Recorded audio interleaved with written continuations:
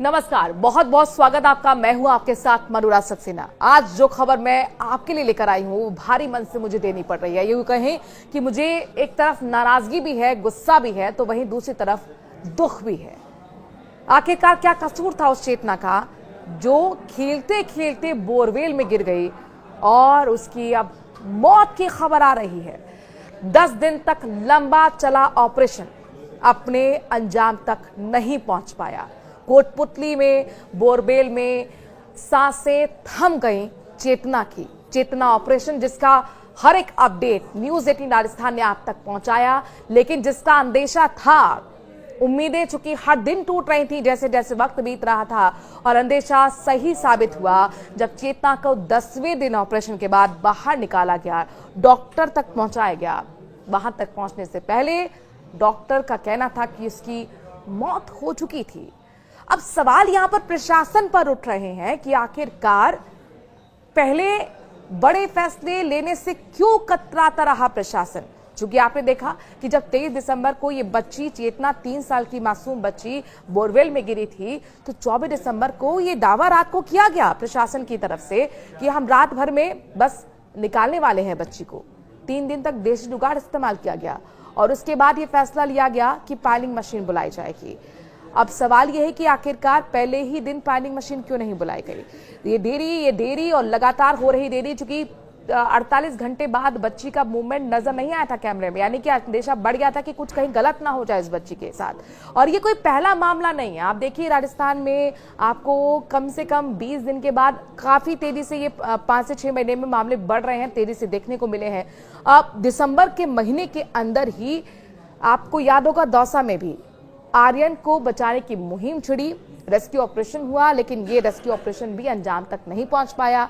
आर्यन की सांसें बोरवेल में ही थम गई थी। 170 फीट गहराई में चेतना बच्ची गिरी हुई थी और इसे भी अब जिंदा नहीं बचाया जा सका है।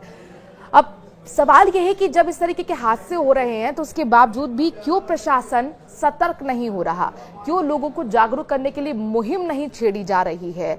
दौसा में आपको याद होगा जब ये आर्यन नहीं बचा था तो उसके फादर ने ही लोगों से अपील की थी कि हमारी गलती है, हमने खोला, हमने ही, हमारा ही परिवार ने बोरवेल खोदा था, उसको ढका नहीं था और आज ये खामियाजा हम ही भुगत रहे हैं। मैं सबसे अपील करता हूं कि सब लोग प्लीज ध्यान रखें, बोरवेल खोद रहे हैं तो उसे ढके, लेकिन अल्टीमेटली जो जिम्मेदारी है वो प्रशासन की ही है। प्रशासन आखिरकार लोगों को जागरूक करने के लिए मुहिम क्यों नहीं छेड़ रहा, क्यों अब यहां पर इस तरीके का सिस्टम बनाया जा रहा है। पहले तो यहां पर इस तरीके के हादसे होने ही नहीं चाहिए। सबसे पहले तो बात यही है कि बोरवेल में बच्चा ना गिरे, लेकिन अगर हम कहते हैं कि हादसा हो भी जाता है तो आपको याद होगा कि 2005-6 की बात है, प्रिंस का यह हादसा हुआ था एक बार बोरवेल में। उसके बाद से लगातार ये मामले देश भर में भी हुए हैं, राजस्थान में तो बहुत ज्यादा तेजी से बढ़ रहे हैं।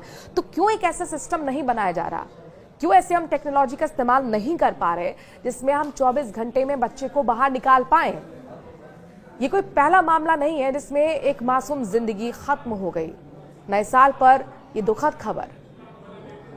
आपको ये रिपोर्ट ग्राउंड जीरो से दिखाते हैं कि किस तरीके से इस पूरे रेस्क्यू ऑपरेशन को 10 दिन तक अंजाम दिया गया और किस तरीके से राजस्थान में बोरवेल हादसे को दावत दे रहे हैं। रिपोर्ट देखिए। सूबे के सबसे बड़े रेस्क्यू ऑपरेशन का नतीजा 0। डेली नए प्लान, सब रहे नाकाम। प्लान बी ने भी तोड़ा दम। 23 दिसंबर को बोरवेल में गिरी थी चेतना। 10वें दिन सूबे का सबसे बड़ा रेस्क्यू ऑपरेशन पूरा हो गया, लेकिन 3 साल की मासूम को सही सलामत निकालने की कोशिश नाकाम रही। ये जो बोरवेल था जहाँ बच्ची फंसी हुई थी, उसी जगह से वो बोरवेल टिल्ट था थोड़ा। इसकी वजह से जैसे बच्ची सीधा ही कहीं जाते जाते एकदम बोरवेल टिल्ट हुआ और वहीं वो फंस गई। उसके साथ में जो मिट्टी आई, इसमें और कोई भी नहीं, सिर्फ मिट्टी के कंकड़, गीली मिट्टी के साथ, और उसके जो कपड़े थे वही फंसे हुए थे। अंगुली से धीरे धीरे हमने मिट्टी को चारों तरफ से हटाते गए और धीरे धीरे हमने अपनी गोद में अपनी बहन को, अपनी बिटिया को लेके आए।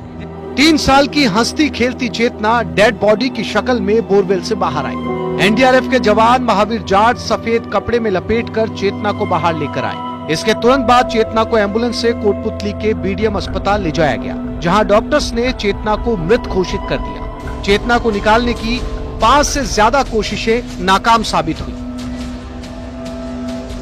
23 दिसंबर की दोपहर 2 बजे 3 साल की मासूम चेतना अपनी बड़ी बहन के साथ खेलने के लिए निकली थी। पास में ही उसके पिता बोरवेल से पाइप निकलवा रहे थे। चाय पीना कितना महंगा पड़ सकता है ये उन्होंने कभी सोचा भी नहीं था।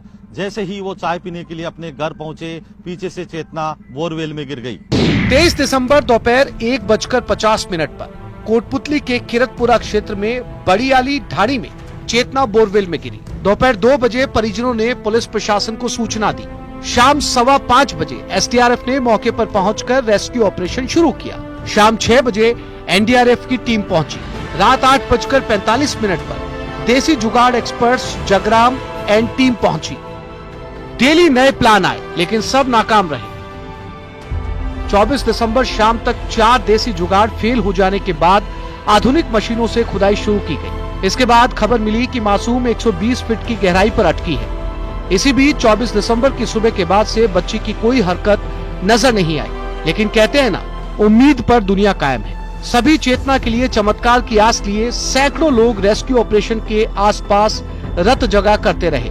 वैसे ऑपरेशन की नाकामी की बड़ी वजह अत्याधुनिक संसाधनों की कमी भी कही जा सकती है। सोचा था कि मिट्टी मिल सकता है, लेकिन मिट्टी नहीं था और पत्थर में भी जो हार्ड वाला पत्थर था, तो चिपिंग हैमर काफी भारी होने की वजह से जब हम उस पर रखते थे तो वो उछल के दाएं बाएं चला जाता था। फिर हमने अपने प्लान चेंज किया, धीरे धीरे हमने बड्डी वाइज सिस्टम बनाया।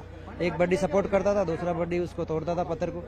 रेस्क्यू ऑपरेशन के फेल होने की 5 बड़ी वजह गिनाई जा रही हैं, लेकिन सबसे ज्यादा आरोप प्रशासन पर लगाए जा रहे हैं। प्रशासन ने फैसले लेने में देरी की। नाकामी के लिए स्थानीय लोग प्रशासन को जिम्मेदार ठहराते नजर आए। अब तक मिली नाकामी के लिए लोग स्थानीय प्रशासन को जिम्मेदार ठहरा रहे हैं। स्थानीय लोगों का कहना है कि प्रशासन ने निर्णय लेने में देरी की। बच्ची जब सोमवार को बोरवेल में गिरी थी, उसको देसी जुगाड़ जितने भी लगाए गए उससे 20 फुट हुक के जरिए बाहर भी निकाल लिया गया, लेकिन बच्ची वहीं फंसकर रह गई। जमीन के अंदर मौजूद पत्थर की परत, देसी जुगाड़ पर अत्यधिक निर्भरता, संसाधनों की कमी, घटना स्थल पर पहुंचने में भी दिक्कत, सर्दी बरसात और खराब मौसम के चलते बार बार रेस्क्यू ऑपरेशन रोकना पड़ा।